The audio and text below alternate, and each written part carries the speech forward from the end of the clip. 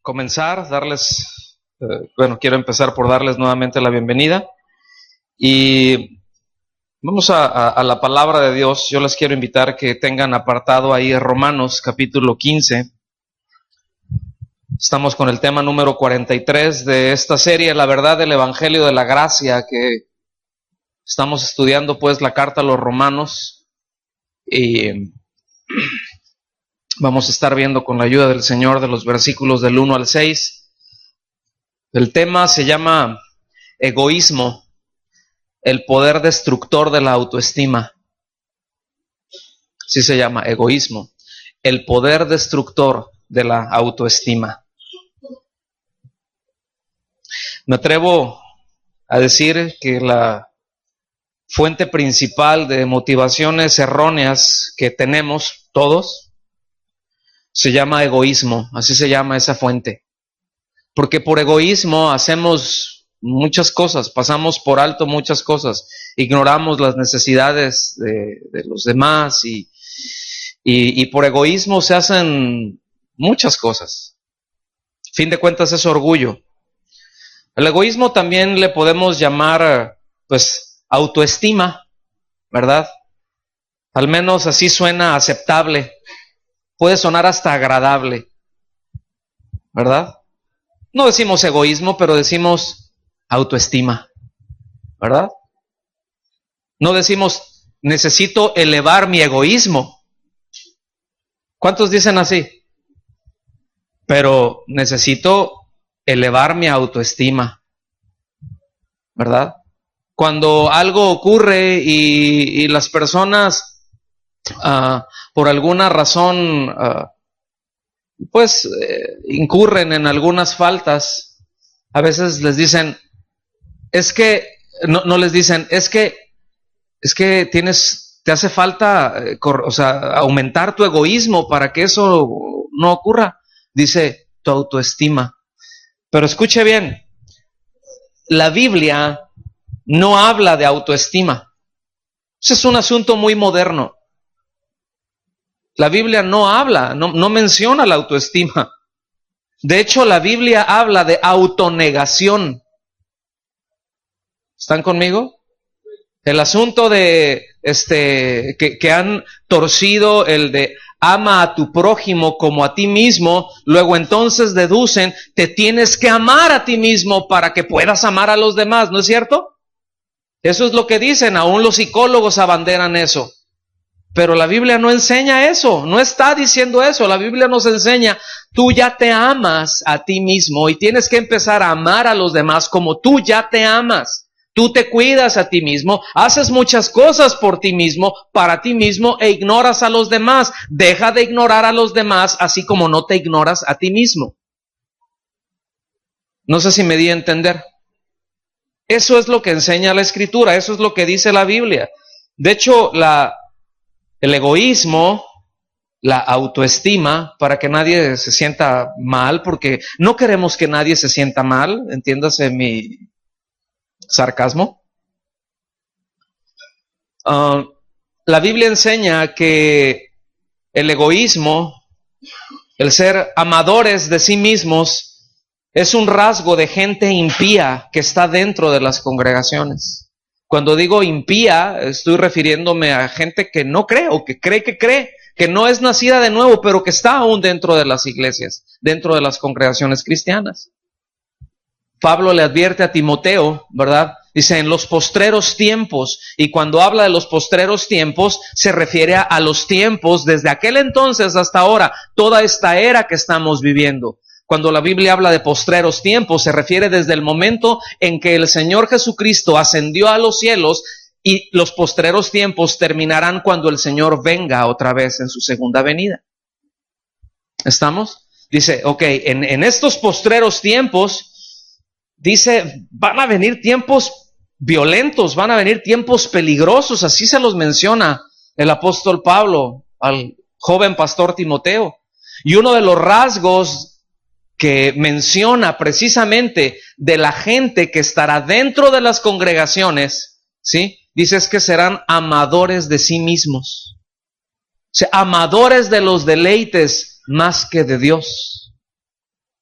Pues eso no se lo dice uno a alguien que está afuera, alguien que no pertenece, que no forma parte de la iglesia. Eso está dirigido hacia las iglesias. Eso se lo está diciendo el apóstol Pablo al pastor Timoteo, que estaba a cargo de la iglesia en Éfeso, de los distintos grupos que estaban en la ciudad de Éfeso. Pero este es un tema entonces que puede dar para muchos temas. Podríamos hacer una serie que se titule así. Podríamos ver muchísimas otras cosas, pero sin embargo solamente quiero enfatizar lo que trata hoy el pasaje que estaremos viendo por el orden que llevamos. Ya habrá tiempo para desarrollar quizá una serie, ¿no?, al respecto.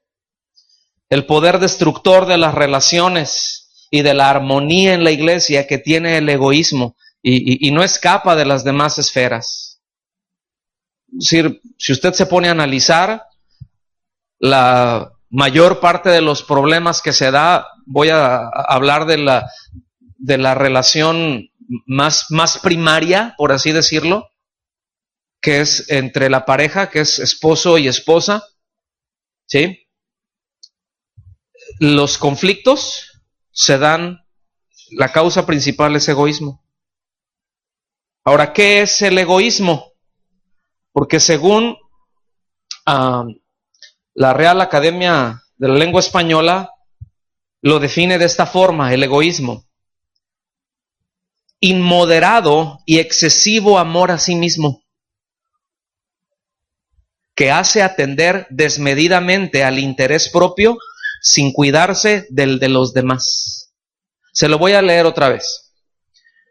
El egoísmo es un inmoderado y excesivo amor a sí mismo, que hace atender desmedidamente al propio interés sin cuidarse de los demás. Entonces, el egoísmo es un gran estorbo para tener relaciones armoniosas, una comunión armoniosa unos con otros. El egoísmo abre la puerta a un sinnúmero de factores que imposibilitan toda posible sana convivencia. Es un veneno terrible el egoísmo. Escuche bien, porque lo podemos disfrazar de piedad. ¿Se da cuenta? Puede haber algo tan egoísta, pero disfrazado tan piadoso. Por eso es un veneno garrafal. Por eso es letal.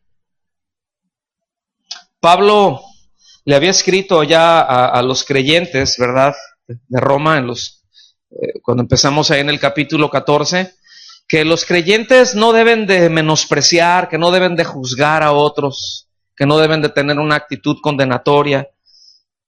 Después, eso fue ahí entre los versículos 1 y 12 del capítulo 14. Después del versículo 13 al 23 del capítulo 14, también ahí ahora les exhorta, o les exhortó, ¿verdad?, o nos exhorta la palabra, a que no debemos de reprimir la conducta de otros, de tratar de imponerles nuestros criterios a otros, ¿verdad? Y yo quiero reiterar que cuando está hablando de esto, se trata de asuntos o de preferencias, de criterios personales, ¿sí?, de cosas que son moralmente neutrales. El tema que vamos a ver hoy, en la parte o la sección que vamos a estar viendo hoy, da un tercer principio para tratar a otros creyentes. Nos enseña que debemos seguir el ejemplo del Señor Jesucristo, porque Él es el modelo supremo de una persona que sirvió a otros y no a sí mismo.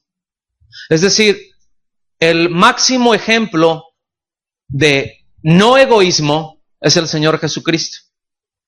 El máximo ejemplo de no autoestima es Jesucristo. Él es el máximo ejemplo. Entonces, es apropiado para aquellos que nos decimos creyentes. ¿Cuántos de aquí son creyentes? ¿Cuántos de aquí se dicen cristianos? ¿Cuántos pueden decir, yo soy cristiano? A ver, ya y menos. ¿Cuántos? Ok, entonces, justo es que sigamos su ejemplo, ¿cierto?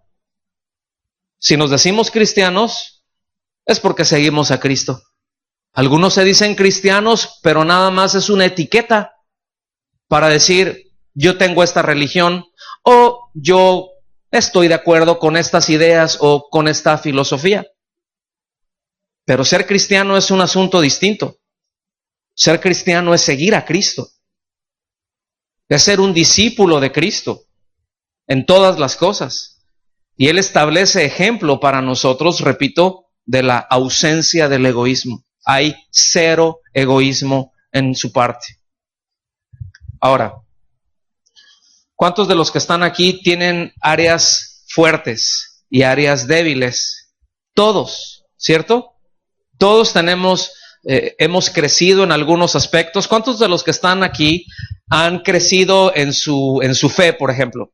¿Cuántos han notado cambios? ¿Cuántos ya saben que no son las mismas personas de hace 1 o 2 años atrás? A ver, déjame ver su mano. Ah, qué bueno. ¿Y los demás? Esperemos que hayan cambios pronto. Entonces, porque los cambios son importantes. Que haya fruto es importante. Si no hay fruto, no hay vida. Porque el fruto es evidencia de vida. ¿Estamos? Entonces, bueno, todos tenemos fortalezas y tenemos otro tanto de debilidades. Todos hemos crecido en algunas cosas, pero también tenemos deficiencias de carácter en otras. Y estamos en una continua formación, ¿cierto? Estamos en un continuo crecimiento, en un continuo, crecimiento en el conocimiento de la voluntad de Dios para poder andar como es digno de Él. Eso es lo que el apóstol Pablo les dice a los colosenses. Yo oro porque el Señor les revela, les abra la cabeza, ¿verdad? El corazón, todo el entendimiento, para que puedan conocer cuál es la voluntad de Dios, y porque, lo estoy parafraseando, y para que conociendo la voluntad de Dios, entonces puedan andar como es digno de Él. Es decir, como cristianos, como creyentes, como hijos de Dios. Es decir, es indigno, si somos hijos de Dios y caminar como hijos de las tinieblas, es lo más indigno que hay. Eso no glorifica, no trae honra, no dignifica al Señor, ni a nosotros mismos tampoco. Pero el hecho de conocer la voluntad de Dios, doblar nuestra voluntad a su voluntad, caminar en obediencia, eso es andar como es digno, conociéndole, creciendo en el conocimiento de su voluntad, buscando agradarle en todas las cosas. ¿Estamos aquí? Versículos 1 y 2, venga conmigo por favor. Romanos 15, 1 y 2 dice: los que somos fuertes, fíjese bien, los que somos fuertes debemos soportar las flaquezas de los débiles. Lo voy a repetir. Los que somos fuertes debemos, digan conmigo, debemos. Es un deber, es una responsabilidad, es algo necesario. Debemos soportar las flaquezas de los débiles y no agradarnos a nosotros mismos. Diga conmigo, no agradarnos. Y bueno, yo subrayo esa palabra, eso es importante, ese verbo más bien. Porque, como lo hemos mencionado, pues tenemos algunos derechos legítimos, ¿no? La libertad que tenemos en Cristo, pero si me tengo que negar a favor de mis hermanos, escuchen bien, no solamente soportar, no solamente aguantar, no solamente estar ahí, meter el hombro y, órale, o sea, recárgate, está bien, yo aquí te aguanto. No solamente eso. Es distinto la idea de estoy aquí y aquí suelta tu peso a espérame tantito, déjame que agarre tu carga también, parte de tu carga, y yo te ayude a llevarla. Eso es distinto. ¿Estamos? No es lo mismo que alguien esté con algún bulto pesado o un par de bultos pesados y decirle yo te ayudo, ¿verdad?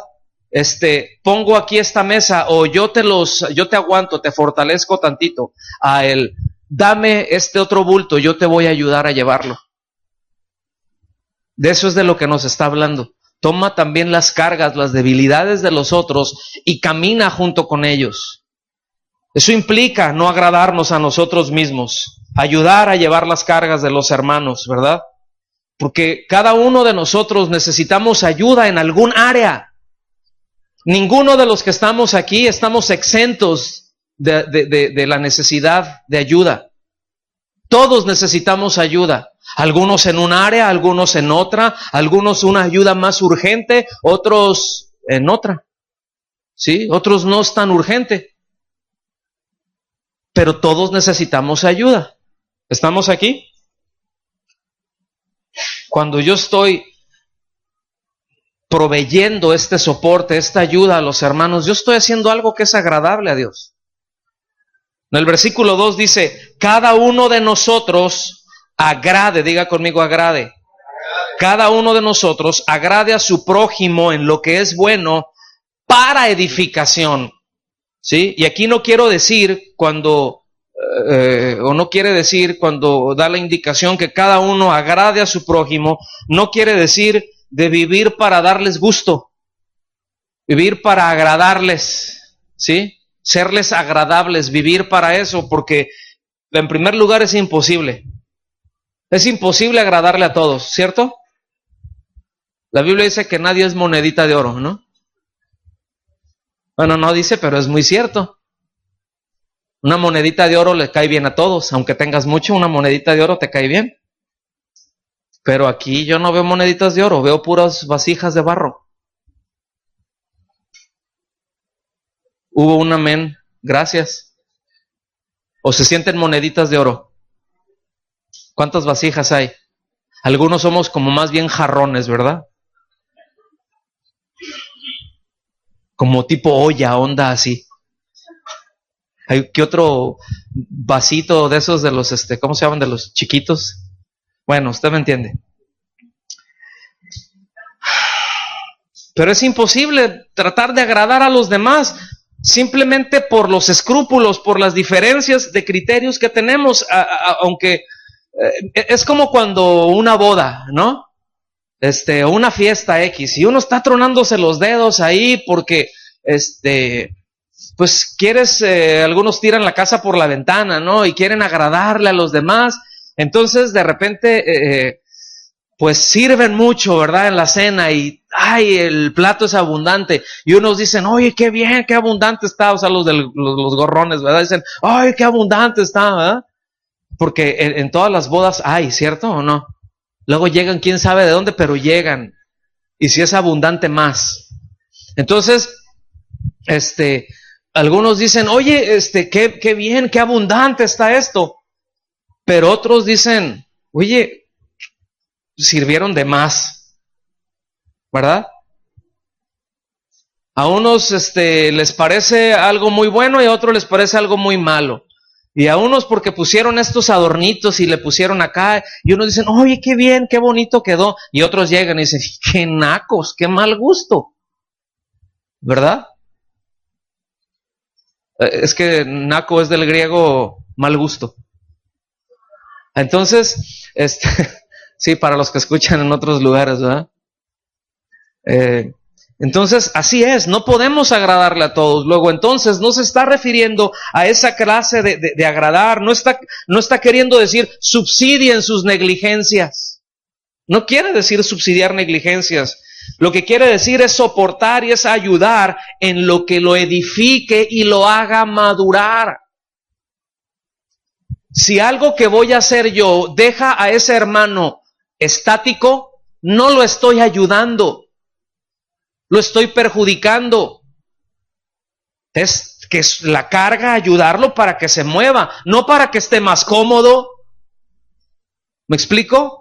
El que uno venga y ayude a su prójimo, que ayude a su hermano, no es para que el otro, ay, gracias, ya estoy más cómodo. Bueno, eso es uno de los beneficios, pero el propósito no es ese. El propósito no es subsidiar negligencias. El propósito, entonces, es esta carga que tienes no te deja avanzar.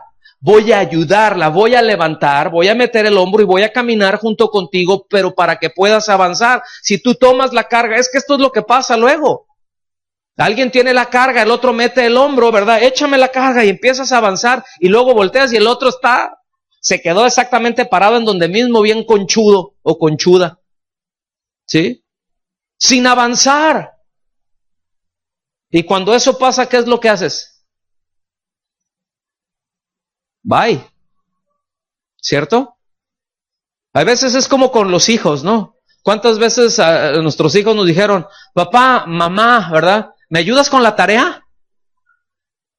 Ahora, los papás entendemos, me ayudas con la tarea es, te voy a ayudar. Pero los hijos es, me ayudas con la tarea es, ¿me haces la tarea? Entonces, aquí no está hablando de eso, aquí no está hablando de háganle la tarea o hagan la tarea de los hermanos que son más débiles. Lo que está diciendo es, ayúdenlos para que avancen, ayúdenlos para que muevan. Entonces, aquí la palabra o el verbo clave en este par de versículos es agradar. Primariamente quiere decir agradar, quiere decir satisfacer. Y esto indica una conducta aceptable, una conducta que agrada a Dios, una conducta que es aceptable por Dios. Pero al decirnos que no debemos agradarnos a nosotros mismos, sino agradar a nuestro prójimo en lo bueno, lo que hace es que establece entonces una conducta donde se manifiesta un servicio desprovisto de un interés propio. Entonces yo ya te empiezo a ayudar, no porque yo tengo un interés propio, no porque yo voy a obtener algo de ahí, ¿sí? Sino por el simple hecho de que es agradable delante de Dios, ¿sí?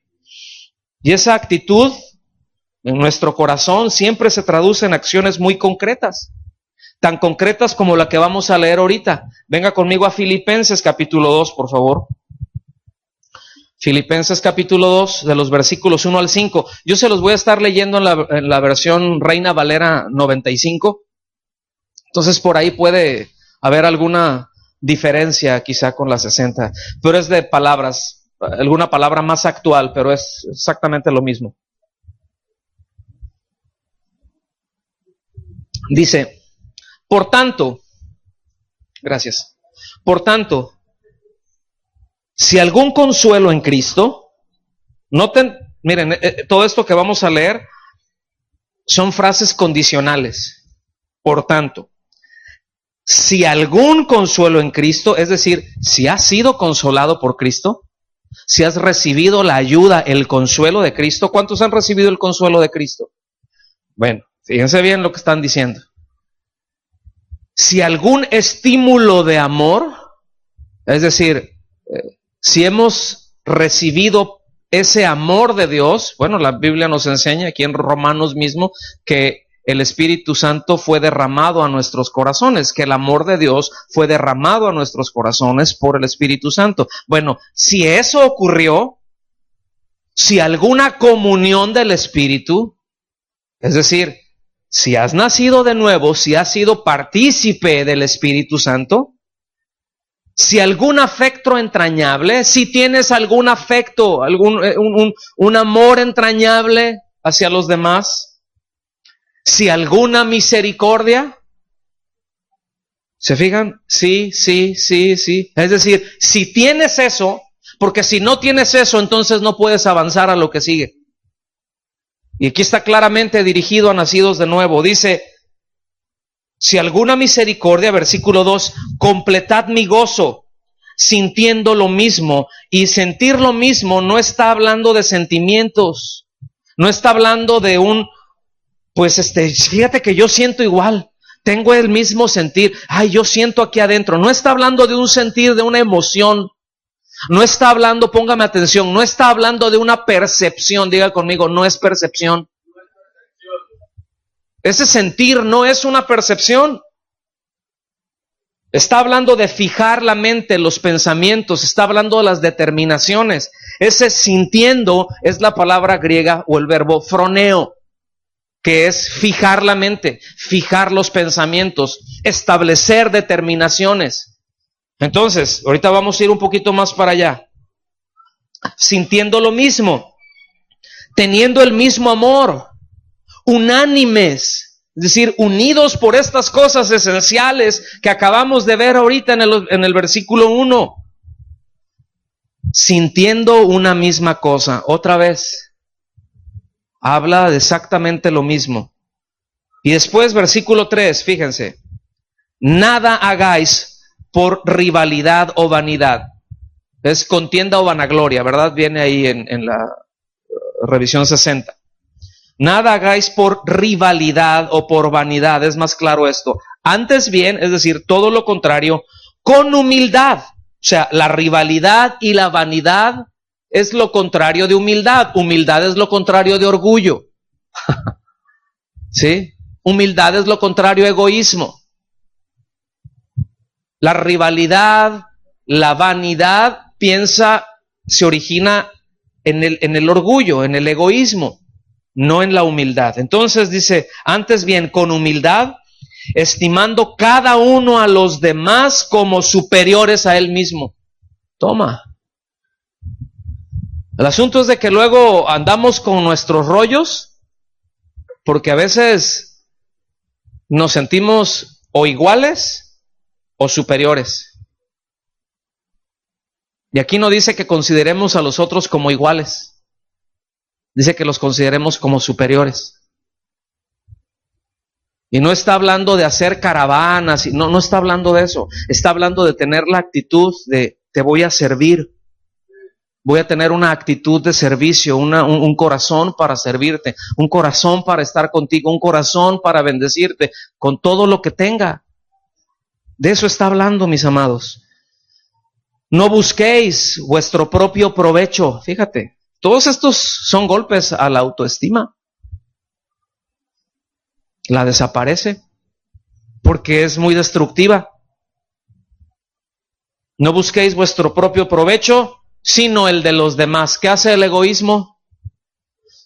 Lo mío es mío y si te descuidas, lo tuyo también es mío. Y yo le voy a hacer así y le guste a quien le guste.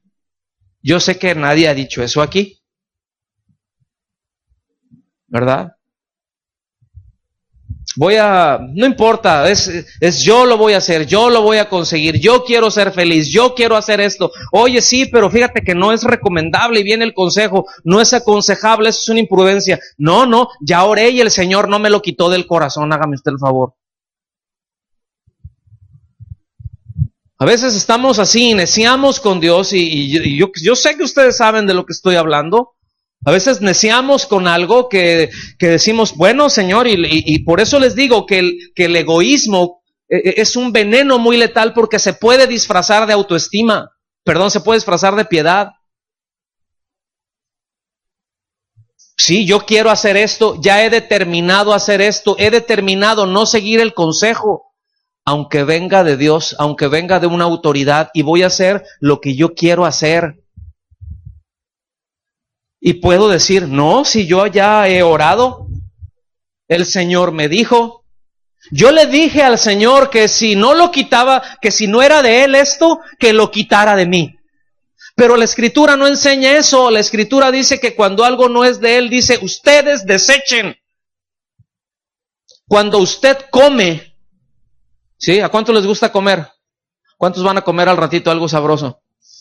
Ok. Cuando usted come, ¿quién es el que tiene que ir a tirar los desechos después? ¿Su vecino o usted? Pregunto. Nosotros mismos.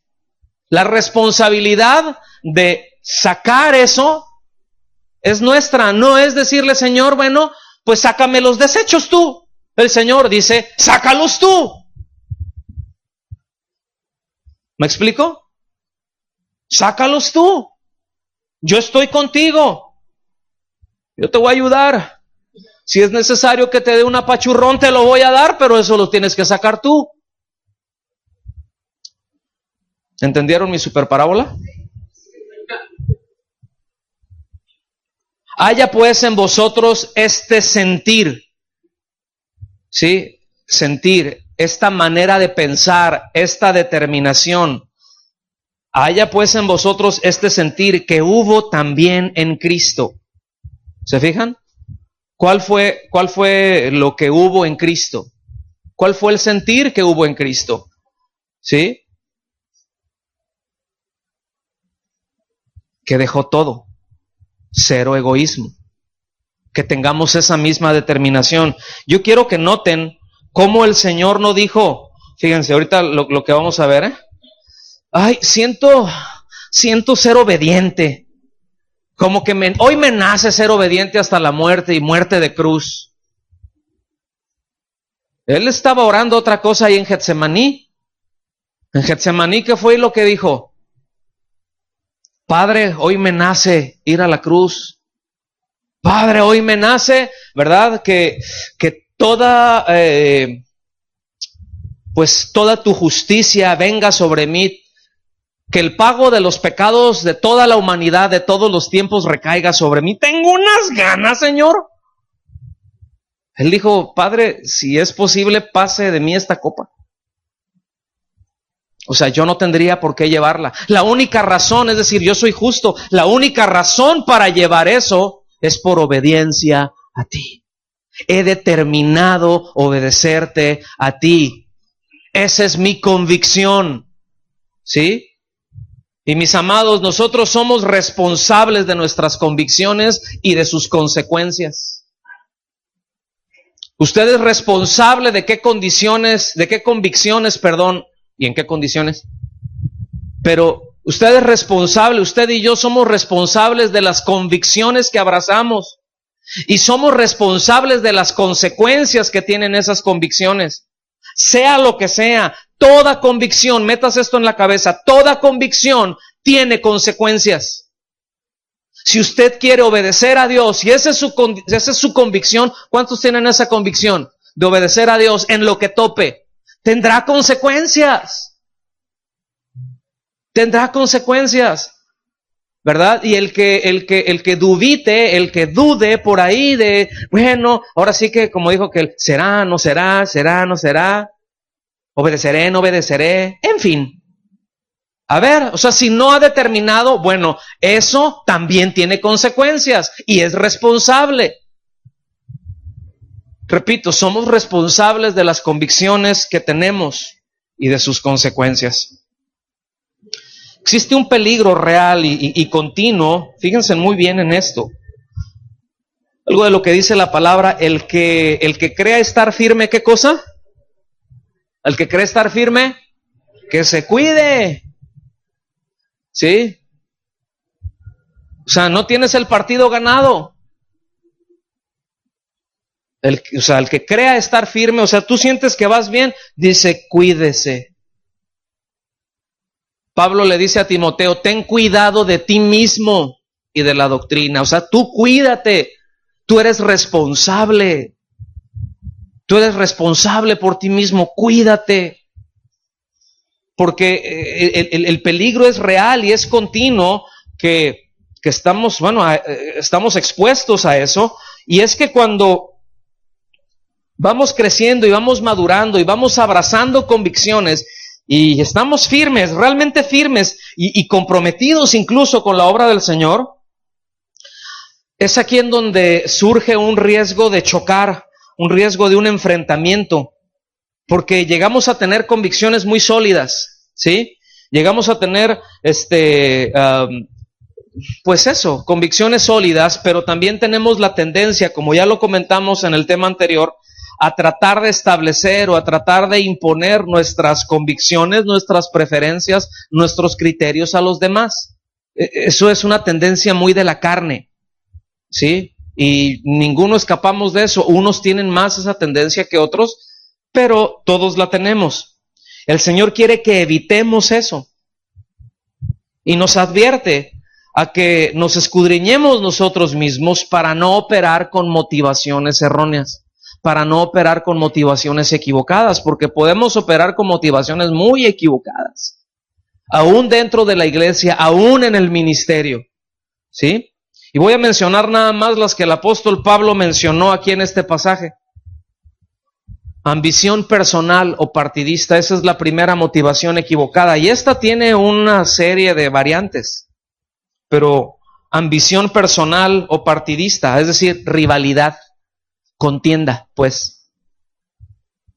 Siempre hay peligro, ¿verdad?, de que las personas hagan las cosas no para el avance de la obra, sino más bien por sus propios intereses, que tienen su propia agenda. Y ahí es en donde te encuentras tú de que, por ejemplo, de repente tienes desviaciones dentro de la cristiandad, que le dan más valor, por ejemplo, denominaciones que le llegan a dar un mayor valor a sus estatutos, a sus reglas, que surgió probablemente con una buena intención en algunos cuantos por ahí, pero que a la larga del tiempo, pues todo se prestó para la manipulación, para el manoseo, ¿sí? Y perdonen la palabra, pero para el manoseo, y que hacen a un lado la verdad, pero aleluya, ¿cierto? Y se hace a un lado lo que Dios establece y establece en su justicia propia. Y todo el movimiento y todo lo que hacen y desgastan a la gente y a veces oprimen y a veces usan a la gente, no para la gloria de Dios, pero para la gloria de un, ¿quién sabe quién? Para la gloria de la denominación, porque esta es la denominación, porque aquí estamos porque esta es la denominación más. Esta es la iglesia más qué, más egoísta. No, rivalidad. Y se empieza a señalar a aquellos, a estos, acá. No, esos están mal porque no le hacen así. No, estos están peor porque no se ponen esto. Y los otros, no, pero ustedes porque no se quitan aquello. No, debes de colgarte esto y el otro no, descuélgatelo tú. Y es rivalidad y es contienda. Y la motivación por qué lo hacen es eso. Miren, hay grupos que su deseo es ser el grupo más grande de la ciudad. Y en eso miden el valor de la obra de Dios. No, es que quiero tener el auditorio más grande de la ciudad y el más cómodo. Y yo no tengo ningún problema. Qué bueno que tuviéramos un buen auditorio, ¿no? Con airecito acondicionado, ¿cómo les vendría ahorita? No le hace que las sillas estén duras, pero que hubiera aire acondicionado, ¿verdad? O sea, yo no tengo nada en contra de eso, pero iglesia no se trata de eso. Eso no es la iglesia, eso no es la obra del Señor. Nada de eso se va a ir al cielo, todo eso se va a quedar aquí. ¿Sí me explico? Esa es una. La otra es el prestigio personal o la vanidad. Está hablando de una ambición hueca, es lo que quiere decir. Esto es para muchos, ¿verdad?, una tentación más grande que la riqueza, ¿sabía usted? Algunos ansían más esto que las riquezas. El ser admirado, el ser respetado. En algunos casos la plataforma del ministerio o el ministerio mismo. No quiero ser rico, quiero que me reconozcan. Pues es que yo le ayudé, hice esto y me desviví y ni las gracias me dio. ¿Ha escuchado eso? Entonces lo hiciste para que te diera las gracias. Pues gracias, ya tienes tu recompensa. Es que yo he trabajado esto y nunca reconocieron mi trabajo. Bueno, el Señor lo reconoció, ¿no? Pero si la intención era que los demás me reconozcan, bravo, felicidades, vamos a imprimirte un diplomita y ya tienes tu recompensa. Y algunos se sienten felices con eso. Vamos a hacer una ceremonia de entregas de lo que sea, ¿verdad? Ya pasas al frente, aleluya. Oh, santo, ¿sí? Y le empiezas acá, pero véanme, reconózcanme, necesito que me admiren. Y si usted piensa que eso no se da dentro de la iglesia, error. Por eso el apóstol escribe acerca de eso, por eso nos advierte eso, que el egoísmo y la autoestima tienen un poder muy destructor. Destruye, mina, ¿sí? Debilita. Entonces, ¿qué es todo esto sino egoísmo? Si una persona solamente está enfocada, solo se preocupa de sí misma, va a llegar un momento en que va a chocar, es inevitable que choque con los demás. Porque fíjense, el egoísmo es así. Les voy a hacer una pregunta, no es capciosa, contéstenme. ¿Cuántos quieren ser felices? Levanten su mano los que quieren ser felices. ¿Cuántos quieren ser dichosos? A ver, levanten su mano. Los que no, pues ahí se la echan, ¿verdad? O sea, nadie en su cabal juicio dice, yo quiero ser la persona más infeliz, ¿verdad? Ni los emos dicen eso. ¿Sí? Porque ellos se sienten felices de ser infelices. Se sienten muy bien al ser infelices. Al ser unos desdichados, eso los hace sentirse bien. Entonces, de una u otra manera, todos queremos ser felices. El problema está esto, en que mientras más feliz busque ser, más egoísta corro el riesgo de hacerme. Porque hago esto para ser yo feliz, y hago esto y tomo esta decisión y le busco esto por acá y le busco esto por allá y voy a tomar esta decisión, no importa que afecte a aquellos, no le hace, es que eso me hace sentir bien, eso me hace feliz. Pero es que voy a hacer esto acá oye, pero eso es contrario a tu familia, eso es contrario a lo que la palabra establece. No importa, es que eso me llena, me hace ser feliz. Egoísmo, autoestima, destrucción. Entonces, el propósito de tener la actitud y las motivaciones correctas para buscar satisfacer las necesidades de los hermanos es la edificación. ¿Sí? Y esa edificación siempre resulta en la exaltación de Cristo. Procurar esa edificación siempre resulta en la gloria de Dios. Versículo 3 dice, porque ni aun Cristo se agradó a sí mismo. El que tenía todo el derecho para hacerlo. Dice, ni aun Cristo. Esa frase, miren, es tan importante, porque ni aun Cristo, y alguien pudiera decir, ¿y Cristo quién es? El Hijo de Dios, el Rey de la Gloria, nada más. El Rey del universo, el amado del cielo, la persona más importante de todo el universo. La persona más bella, la persona más hermosa, más pura, más santa, nada más. La persona más gloriosa. ¿Lo ven? Pues ni aun él, dice, se agradó a sí mismo. Dice, antes bien, es decir, todo lo contrario, como está escrito. Póngame mucha atención en esta parte, porque esto es muy clave. Antes bien, como está escrito. Aquí hace una referencia al Salmo 69:9. Dice, los vituperios de los que te vituperaban cayeron sobre mí. Es como que suena así como que quién sabe qué de los que te quién sabe qué cosa. Bueno, lo que quiere decir es los insultos. Se puede traducir de una manera más clara, es los insultos de los que te insultaron. ¿Ok? Los insultos de los que te insultaron. Aquí le está diciendo el Hijo al Padre. Esto es un salmo profético. Los insultos de los que te insultaron cayeron sobre mí. O sea, los insultos, el pecado del hombre contra Dios cayó sobre él. Ni él se agradó, sino que los insultos de todos nosotros, nuestro insulto a Dios, nuestro pecado contra Dios, cayó sobre el Hijo. No se agradó a sí mismo. En otras palabras, Él vino a hacer la voluntad del Padre. Y por eso citó ahí el Salmo 69. El apóstol Pablo pudo haber puesto muchos ejemplos de la vida de Cristo. Sin embargo, él citó las Escrituras, él citó el Antiguo Testamento, y esto nos deja ver el hecho de que Jesucristo es tanto el verdadero significado y la esencia del Antiguo Testamento, ¿verdad?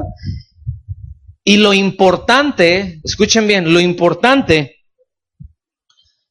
que debe de ser para la iglesia en general, tener la seguridad que el escándalo de la cruz es algo esencial en el plan de Dios.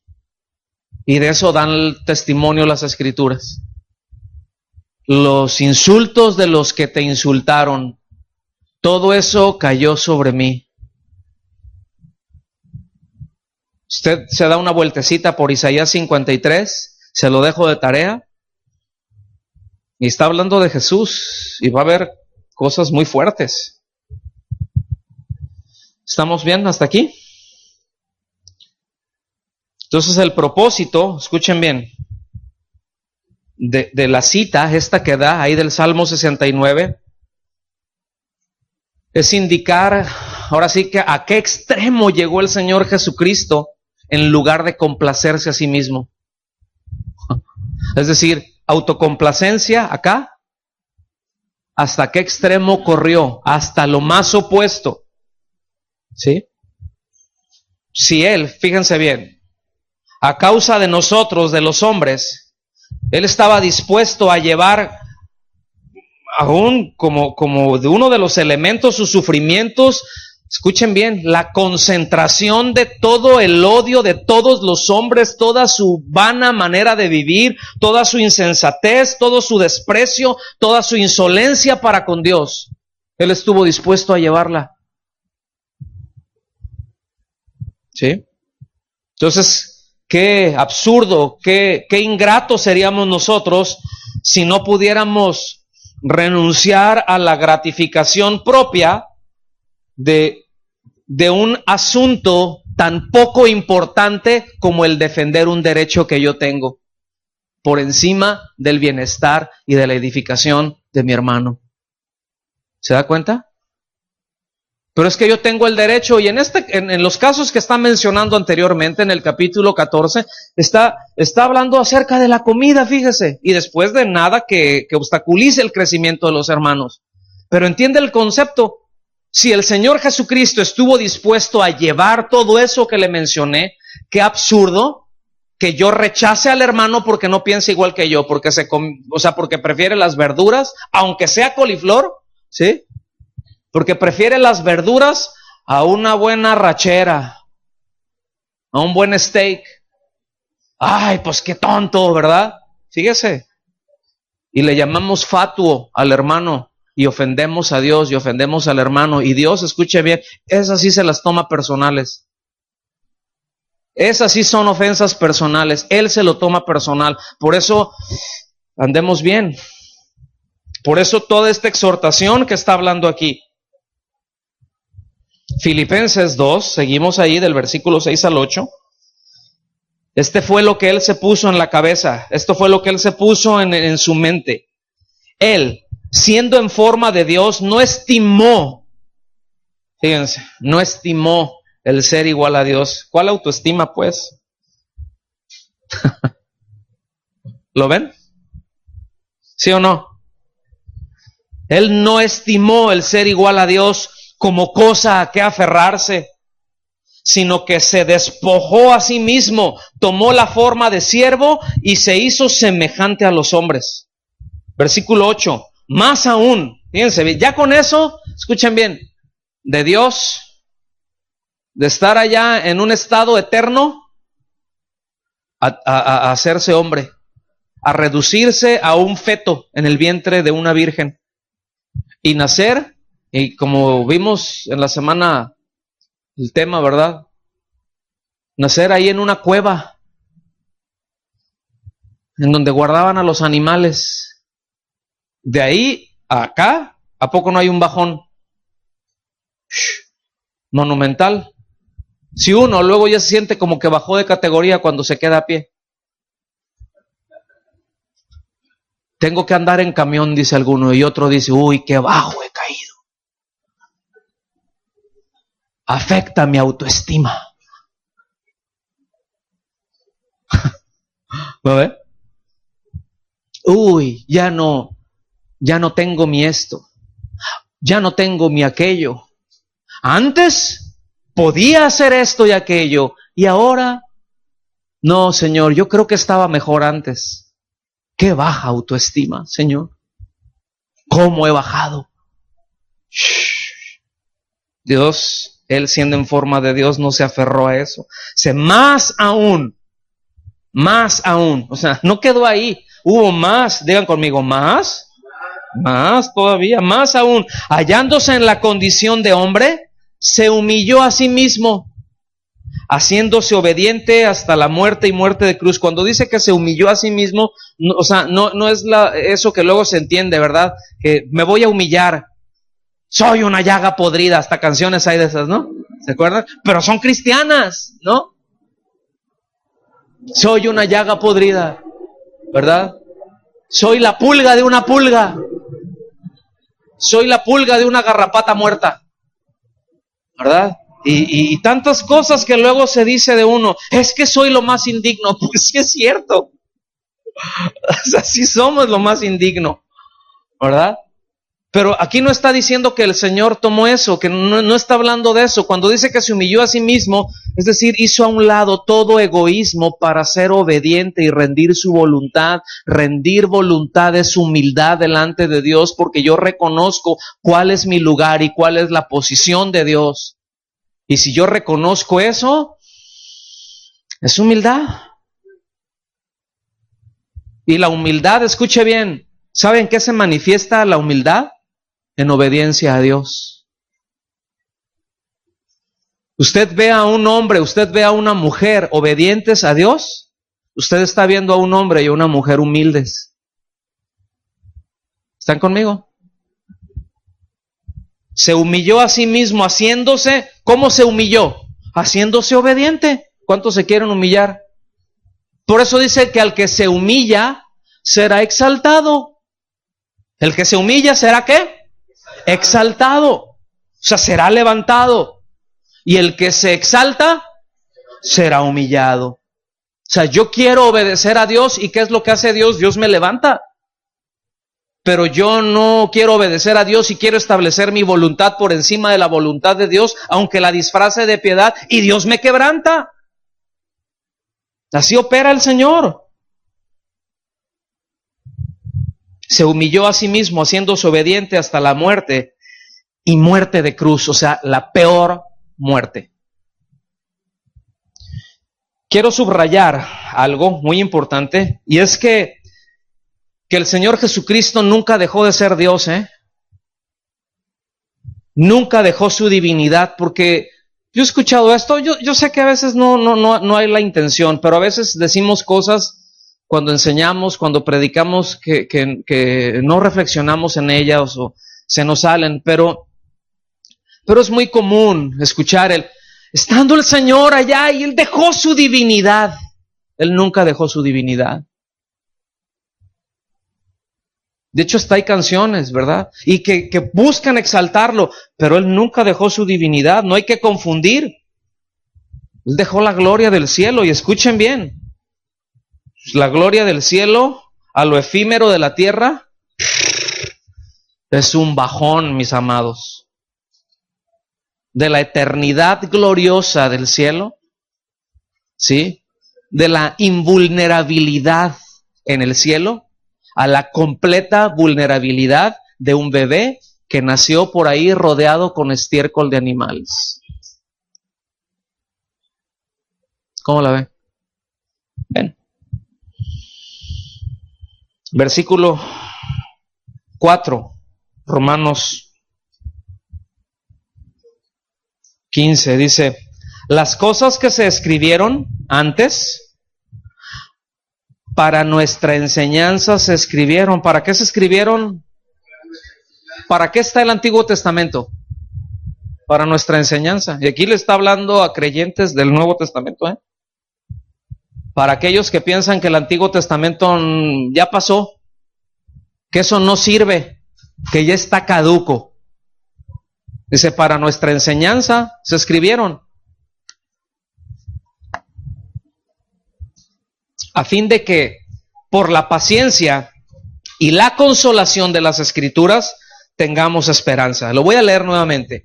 Las cosas que se escribieron antes para nuestra enseñanza se escribieron, a fin de que por la paciencia y la consolación de las Escrituras tengamos esperanza. Entonces, escuche bien. Aquí se expone un principio muy importante con respecto al propósito y al ministerio de las Escrituras en sí. Y esto tiene que ver directamente con el ministerio de Cristo, porque Cristo es la palabra, Él es el verbo hecho carne. es esta: para nuestra enseñanza. Es decir, las Escrituras, ¿qué es lo que le proveen al creyente? Paciencia, y paciencia es la palabra hupomonés, que quiere decir perseverancia en medio de las adversidades. No se está refiriendo a paciencia de que, ay, ya me tienes hasta la coronilla, pero como soy muy paciente, gracias a Dios, ¿verdad? O sea, no se está refiriendo a eso. Escuche bien, es parte del fruto del Espíritu, el ser pacientes. Y esto también, pero esto lo provee la palabra. Hemos recibido vida, la palabra nos ha impartido la vida que la palabra en sí misma tiene, porque es la vida de Cristo, y nos ha impartido esta vida, y esta vida nos provee de perseverancia en medio de las adversidades. ¿Cuántos tienen adversidades? Necesitamos resistencia. ¿Qué necesitamos cuando estamos padeciendo? Resistencia. ¿Sí? Alguien, por ahí alguna hermana dijo alguna vez, ¿verdad? Con respecto, esta fue una decisión muy sabia, la que ella dijo, y dice, con respecto a su matrimonio, dice, yo tengo tantos años de casada, y yo siempre le he pedido al Señor que me dé amor, que me dé gracia, que me dé sabiduría, que me dé inteligencia para relacionarme con mi esposo. ¿Cuántos dicen mujer virtuosa? ¿Verdad? Dice, porque si le pido fuerzas y me las da, lo mato.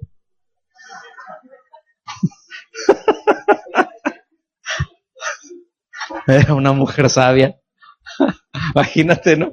Señor, dame fuerzas. Y va y se los surte, ¿no? Entonces, ¿qué necesitamos en los tiempos difíciles? Ser resistentes, es perseverancia. Pero también nos provee de consolación para que tengamos esperanza, es decir, para que continuemos esperando. Consolación habla de ayuda, habla de soporte. ¿Está bien? Segunda Timoteo, capítulo 3, versículos 16 y 17, se los voy a leer en la Nueva Traducción Viviente. Dice, toda la Escritura es inspirada por Dios. ¿Cuánta Escritura? Toda la Escritura es inspirada por Dios y es útil para enseñarnos lo que es verdad y para hacernos ver lo que está mal en nuestra vida. ¿Para qué sirven las Escrituras? Cuando nosotros vamos a las Escrituras nos establece verdad, y cuando establece verdad, pues también establece y nos damos cuenta de que estamos mal. Cuando las Escrituras se exponen delante de nosotros, nos desnudan, mis amados.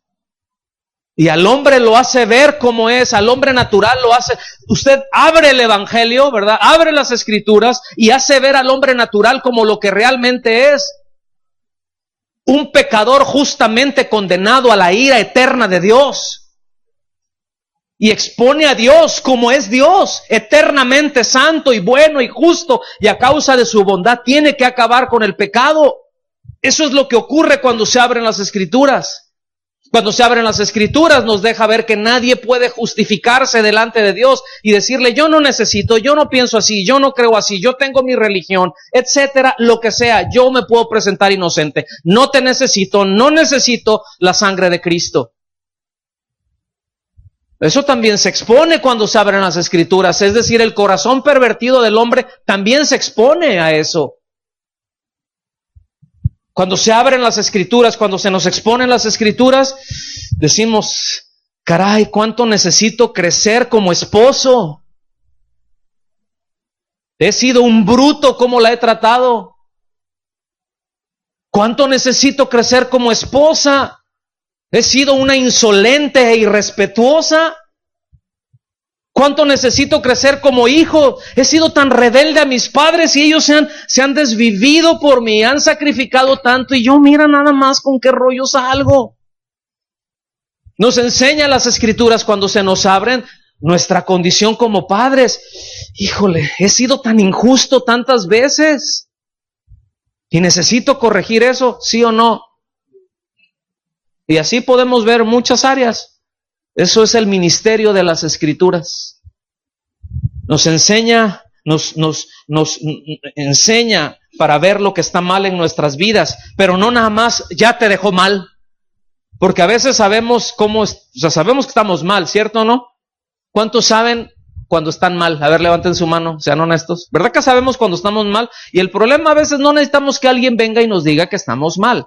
Lo que necesitamos es saber cómo estar bien. Y eso es lo que nos enseñan las Escrituras. Nos corrige cuando estamos equivocados y nos enseña a hacer lo correcto. ¿Ven? O sea, no nada más es la otra, aquel lado, es también esto. 17. Dios la usa para preparar y capacitar a su pueblo para que haga toda buena obra. Fíjense.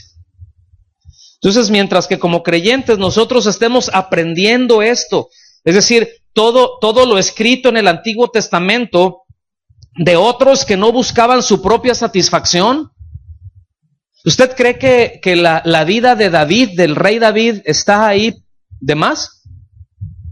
¿Qué pasó cuando buscó su propia satisfacción? ¿Qué pasó cuando él dijo, yo aquí soy el rey y yo soy el mero mero sabor ranchero? Aquí nomás mis chicharrones truenan, tráiganme a esa chamaca que está ahí. ¿Sí? ¿Qué pasó? ¿Qué pasó cuando dijo, yo soy el rey, les hemos puesto hasta por debajo de la lengua, les hemos dado a todos? Quiero ver cuántos somos. Quiero ver el tamaño de mi fortaleza. ¿Qué pasó con eso? Bueno, siempre vino una palabra de Dios y siempre lo enmendó, siempre corrigió, y usted se puede dar cuenta lo que dice. Fíjense, lo que dice la palabra de Dios, lo que Dios decía de David antes de que David cometiera el montón de burradas que cometió, así iguales o las peores que cometemos nosotros. Es decir, Dios en su omnisciencia vio y dijo, este hombre, este muchachito es un hombre conforme a mi corazón, yo ya lo elegí. Ustedes eligieron a aquel porque es de hombros para arriba y le salió más chafa que los cohetes chinos.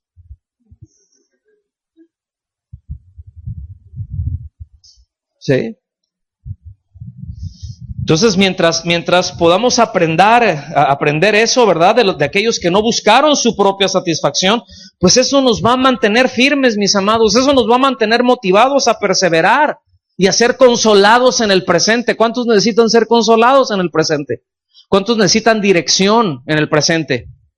Todos. Algunos lo tenemos más claro que otros se nos nubla un poquito el asunto, pero si hay algo, mira, si hay algo que se te está nublando en cuanto a tu vida allá adelante, es muy probable que lo tienes muy nublado porque tienes nublada la visión de la cruz. Voltea a la cruz y asegúrate primero de tener clara la visión de la cruz y vas a ver que todo eso se va a clarificar enfrente. Vas a ver cómo todo el consejo de Dios va a ser un colirio, una limpieza a los ojos, nos va a quitar los lagañosos. A ver, voltea a ver, nada. Sí, versículos 5 y 6, estamos ya entrando al final. Miren, aquí el apóstol Pablo, esta no es una oración, parece una oración, pero más bien es una frase que les dice en donde está expresando pues sus deseos más profundos. Dice, versículo 5, y el Dios de la paciencia, digan conmigo, el Dios de la paciencia. Fíjense, es decir, el Dios que da fortaleza en las pruebas, el Dios que da fortaleza en los tiempos difíciles. A eso se refiere, el Dios de la paciencia y de la consolación, es decir, el que auxilia, el que conforta. Porque a veces necesitamos... al mismo tiempo que necesitamos de ayuda, también necesitamos de un confort en nuestro corazón, ¿cierto? O sea, sí, es una acción doble. Consolación es una acción doble. O sea, sí te vengo a ayudar, pero vengo a decirte, mira, tranquilo, todo está bien, todo va a estar bien. Pero es que está bien difícil, sí está, pero yo estoy contigo y vas a estar bien. ¿Cómo se sienten? ¿Sí? Sabes que tienes el problemón, pero dices, pero cuento con la ayuda de Dios. ¡Qué consuelo! ¿Sí o no? Y el Dios de la consolación os dé entre vosotros un mismo sentir, es decir, pensar de una manera de una misma manera. Según Cristo Jesús, es decir, que podamos ver cómo piensa Cristo y que nos apeguemos a ese pensamiento los unos con los otros. ¿Qué es lo que piensa Cristo de mis hermanos? Nos vamos a dar cuenta que a veces lo que el Señor piensa de nuestros hermanos es distinto a lo que nosotros pensamos, ¿Quién de los dos estará equivocado? ¿Hacia dónde me tengo que apegar? ¿O me enmulo con mis pensamientos? ¿O mejor me relajo y cedo y me apego, me avengo a los pensamientos de Él? Creo que es lo mejor, ¿verdad? Es lo más sabio. Versículo 6. Para que unánimes, a una voz, o sea, es lo que se está refiriendo, a una voz, glorifiquéis al Dios y Padre de nuestro Señor Jesucristo. Esto es exactamente la misma idea que trata ya con Filipenses. Que Dios lo exaltó hasta lo sumo y le dio un nombre que es por sobre todo nombre. Por eso fíjense qué importante cuando tenemos un mismo pensamiento con respecto a Cristo y que venimos y nos juntamos y adoramos juntos. ¿A poco no son tiempos preciosos? Yo no sé ustedes, pero para mí son los mejores tiempos de la semana cuando estamos juntos. Yo tengo mis tiempos a solas con Dios como usted los debe de tener. Pero es muy especial estar con los hermanos. No sé, es emocionante, ¿no? ¿No les parece a ustedes? A mí se me hace emocionante, a mí me emociona. A veces me emociona hasta las lágrimas, debo decirlo. ¿Sí? Que es algo muy fuerte. Porque no nos presentamos delante de cualquier persona y no estamos cumpliendo un rito. Esto es cuando estamos en un mismo pensamiento de glorificar a Dios. Por eso, escuchen bien, es tan importante que estemos centrados ahí en que Él es digno, lo maravilloso que Él es, porque teniendo eso presente, lo vamos a exaltar y no vamos a necesitar que nos digan, levanta tus manos, ¿sí? Abre tu boca, saca la voz. No lo pienses, es el tiempo para decirlo. Vamos a decirlo fuerte. Y cuando estamos ahí, bueno, usted me entiende. A veces, ¿verdad? A veces uno dice, está muy así como, ya se entendió esa expresión, ¿verdad? Ok. Es como luego, hay personas bien intensas, ¿no? Y oye, ¿y cómo estuvo? Mira, es que, estuvo muy bueno, dices, ¿no? Me hubiera gustado estar ahí, ¿no? Fíjense, aquí esto nos lleva a que tengamos esa misma actitud de fortalecer a los hermanos en los tiempos de prueba y ayudarlos. Es a donde llegan estos versículos, ¿sí? A consolarlos con la esperanza de la gloria venidera y saber que en tanto eso llega, pues nos vamos pareciendo cada vez más al hermano mayor, al Rey de la Gloria. Cuando estamos pasando tiempos difíciles, pues no se trata de llegar y decir, no hombre, no pasa nada. No, sí está pasando y está pasando bien fuerte. Pero ¿sabes qué? La Escritura nos dice que todo sufrimiento y toda penuria presente no es comparable a la gloria venidera. Entonces, es decir, es una invitación, es una exhortación a que dimensionemos las cosas, a que estemos parados desde la perspectiva correcta y ver que tiempos malos y tiempos buenos en esta tierra son eso, son tiempos, son lapsos. Hay veces los tiempos buenos se alargan, hay veces que los tiempos malos se alargan y ya no vemos la luz ahí en el túnel, ¿verdad? Y dice uno, ¿hasta cuándo se va a acabar? Créeme, se va a acabar, porque te vas a morir, o el Señor vendrá. ¿Sí? Entonces, para el creyente, el morirse es ganancia. ¿Sí? Pero no me refiero al morirse del que me dio la depre. Y me quiero morir porque ya, ay Señor, ya llévame a tu presencia. Mangos, ¿qué? No quieres estar en la presencia de Dios, lo que te interesa es estar más cómodo y no tener el conflicto que tienes, porque tener ese conflicto implica que el Espíritu Santo te está, y la palabra te están dando unos buenos tallones y te están quitando unos picotes todos gachos que uno trae luego por ahí. Gachos es del hebreo muy feo, feo en extremo. Es que nos escuchan también en otros lugares y luego dicen esa palabra, no, para que vean que la etimología.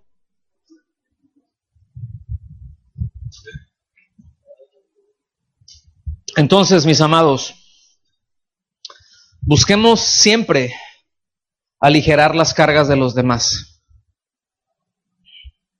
¿Sí? Busquemos siempre aligerarlas y no agravarlas, no imponerlas, no agradarnos a nosotros mismos sin tomar en cuenta el efecto que esto tiene sobre los demás. Si yo busco agradarme a mí mismo, tiene un efecto sobre los demás. ¿Cuál sería ese efecto? ¿Qué efecto hay cuando, haciendo yo un uso de mi libertad, atropello con esa libertad a un hermano más débil? ¿Qué efecto hay? Pues se daña el crecimiento espiritual de los más débiles. Y es algo que, créanme, el Señor no ve con buenos ojos. El Señor no ve con buenos ojos que atropellemos a los corderitos. Ahora los corderitos han de crecer, ¿no? Y tienen que alimentarse y tienen que estar sanos, porque no se pueden quedar permanentemente corderitos. ¿Sí?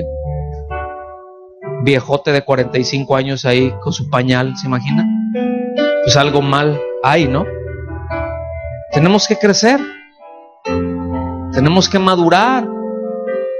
Si nos estamos nutriendo bien, si estamos yendo a beber agua fresca y agua limpia y estamos pastos verdes, entiéndase, alimento sano, que es la palabra de Dios, y estamos siguiendo el consejo de Dios, cómo mantenernos sanos espiritualmente, sin mixturas con el mundo, sin mezclar ideas de hombres con la palabra, ¿verdad?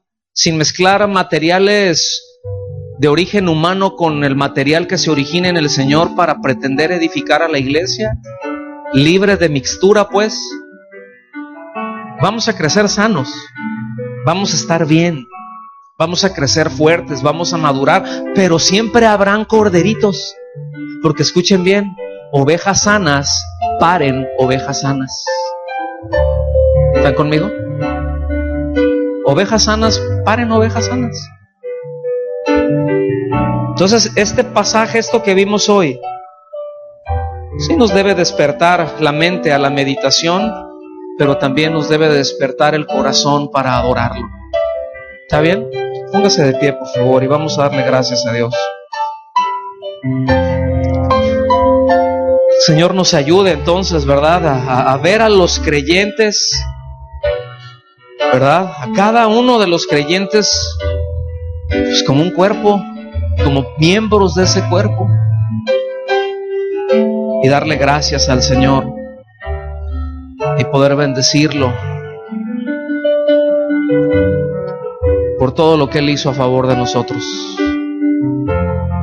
Poder renunciar a detectar esas áreas en donde estamos actuando con un egoísmo, que le estamos dando vuelo a la autoestima, porque si estamos en eso, estamos destruyendo otras cosas, a nosotros mismos, pero a otros también. Vamos a orar.